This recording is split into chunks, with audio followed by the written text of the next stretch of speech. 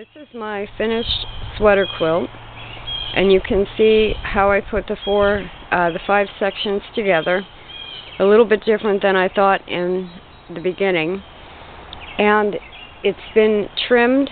The seam allowances on the ends have been trimmed and clipped, and now I can just throw it in the washer and see how the ends start to look more like rag quilt ends. It's an easy project in that, in the way that I did it was doing sections at a time. You can do sections anytime you want, and you can make it longer, you can make it shorter. 3 sections would make a good kids quilt, like a blankie.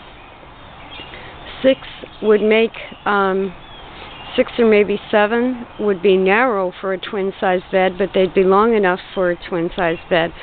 So you can see how you can add to it depending on the materials that you have. And as I had said in an earlier video,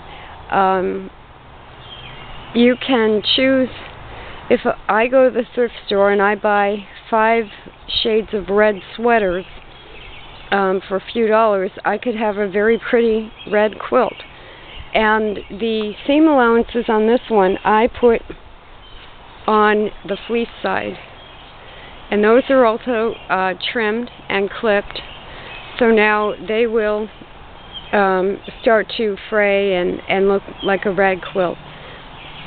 I have to say it's very heavy, and I'm glad that I did it a section at a time instead of piecing all the back and piecing all the front, because, and I'm looking at the sweater part of it as being the front.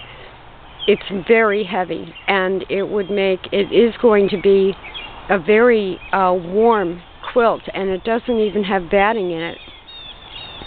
The other thing is, if you go camping at all, or use cots for people that stay over, I have a military-style cot, and this actually put down on the cot before the person gets on it makes a nice little padding that, you know, just an inch or so, depending on how big the person is.